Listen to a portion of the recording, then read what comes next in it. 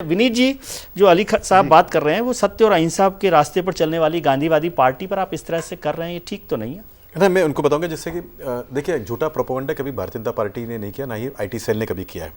उसका एक कारण मैं आपको बता देता हूं कि कोई भी पार्टी जो होती है रिस्पॉन्सिबल होती है। मुझे जहां तक पता कि हम जब थे को कन्वीनर, नेशनल को कन्वीनर थे, और अभी जो अमित भाई हैं कन्वीनर है, ये सभी लोग बड़े रिस्पॉन्सिबल लोग हैं। ये कोई भी चीज़ को इस तरह से बिना देखे समझे लिखते नहीं है।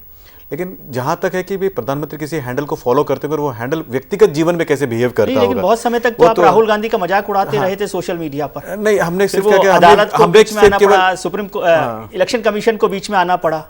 नहीं, मैं पूरी कर देता हूँ बात को कि व्यक्तिगत जीवन में अगर आपने देखा तो वो व्यक्ति कैसे रहता है वो तो हमें पता नहीं। आपका कोई एम्प्लॉय होगा, अगर वो कैसे करता होगा, कार्यकर्ता हो कैसे रहेगा पता नहीं।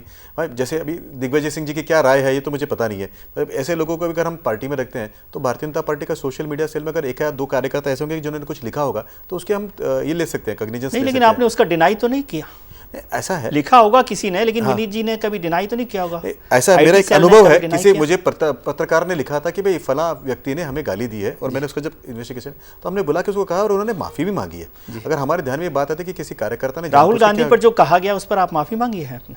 नहीं, अगर किसी कार्यकर्ता ने अपशब्द का इस्तेमाल किया है जी तो, और अगर किसी ने राजनीतिक बात की तो उसकी माफी मांगने की जरूरत है, कि राजनीतिक बातें तो होती रहेगी। लेकिन अगर किसी ने अनपार्लियामेंट्री वर्ड यूज किया है कि वो अनपार्लियामेंट्री वर्ड, अगर मेरा आपसे विरोध है तो विरोध करने का मुझे अधिकार होता है जनतंत्र के अंदर, लेकिन अपशब्द नहीं होगा। और तीसरी बात जो उनकी बात थी कि भाई पार्टी का पॉपुलरिटी बढ़ रहा है, राहुल गांधी जी का पॉपुलरिटी बढ़ रहा है। कांग्रेस के कैंडिडेट्स जो है, फॉर टू कॉल्ड कैंडिडेट्स जो है कर्नाटका के, उनसे बात करिए। उनका एक अनुरोध है आपको कि अगर आपको कर्नाटका में ठीक से खेलना है तो प्लीज़ राहुल गांधी जी को मत भेजिए। आपको अमेठी के अंदर की विधानसभा के चुनाव के इलेक्शन देखने पड़ेंगे।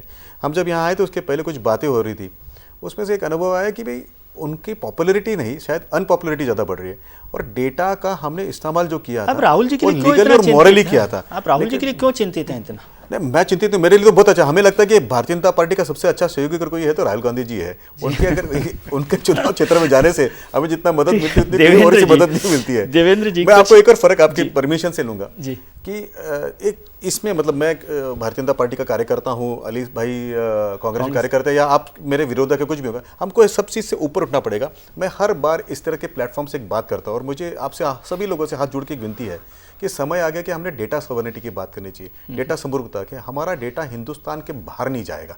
जिसको भी आना होगा, सोशल मीडिया का होगा, कॉमर्स का होगा, या फिर कोई। सर, अभी जो अली साहब भी जिक्र कर रहे थे, और वो रिपोर्ट मैंने भी पढ़ी, वो एंडरसन साहब की जो रिपोर्ट है जिसमें नरेंद्र मोदी जी जो प्रधानमंत्री हैं उनकी जो ऐप है उस पर बहुत बड़ी तादाद में फॉलोअर्स हैं, और उस ऐप पर जो फॉलोअर्स हैं उनका डाटा को यूज़ किया जा रहा है। चोरी मैं नहीं कह रहा, यूज़ किया जा रहा है, ये गलत बात है। देखिए, उस ऐप के अंदर के लीक अगर कोई है तो मैंने अभी तक देखा नहीं है। मैं उसके इन्वेस्टिगेशन के लिए बात कर सकता हूँ, मैं पढ़ भी सकता हूँ उसको। लेकिन मेरी जहाँ तक जानकारी कि जो डेटा उनके अंदर आया हुआ है, उस डेटा से उनको केवल जो है पुश मिलता है, जहाँ जो नरेंद्र मोदी जी की बात है उसके पुश मिलते हैं। और वो पुश जो है वो लीगल है और मॉरल भी है, क्योंकि आपने कहा है कि भाई मुझे ये सारी जो बातें हैं आपकी मुझे भेजती रही है। उसके अलावा वो डेटा किसी थर्ड पार्टी को बेचा गया है ये जानकारी नहीं है बिल्कुल भी, या वो थर्ड पार्टी ने किसी ने उसका इस्तेमाल किया है क्या, ये भी गलत है। बात है कि डेटा आपको मिलने के बाद जब जुकरबर्ग साहब ने खुद ने माफ़ी मांग ली आपके कानून मंत्री जी के धमकी के बाद, तो ये तो तय हो गया कि यूज हुआ है, इस्तेमाल हुआ है। देखिए, एक ऐसा इसमें कहाँ बचा है कुछ? देखिए, ऐसा है, मैंने जल पिया जी, अगर जाने अनजाने जी, तो मैंने वो पीने की प्रक्रिया कर ली है, जल पीने की जी। अब उसके बाद में उसके लिए मैं माफ़ी मांग लूँ तो नहीं। अगर डेटा अगर आपने लिया है, उसका इस्तेमाल अगर आपने लीगल और मॉरल किया है तो कोई प्रॉब्लम नहीं है। लेकिन अगर उसका इस्तेमाल करते समय आपने इलीगली किया, इमोरली किया, और उसके कारण देश के समृद्धता, डाटा लीक होना ही इमोरल हो गया। अब उसके बाद जिसको बेचा उसमें क्या इमोरलिटी बची? तो उसके अंदर जिसने इमोरल है, और चोरी दूसरा के माल को जो है वो आप कह रहे हैं चोरी के माल को जिसने खरीदा उसकी मॉरलिटी पर चर्चा कर रहे हैं, और बात तो आपने चोरी करने की है। और क्या है कि डेटा लेने के बाद में what is the intent of damage. Intent of damage ये नहीं है कि केवल आपने वहाँ पे कोई बिस्किट भेज दिया, फिर गाड़ी भेज दिया कि भाई एयरपोर्ट पे उतर रहे हो और आपको 2 टैक्सी इंटीग्रेटर का आपको मैसेज आ रहा है कि भाई हम डिस्काउंट ज़्यादा देंगे। बात यह है कि आपके डेमोक्रेसी के ऊपर आ सकता है।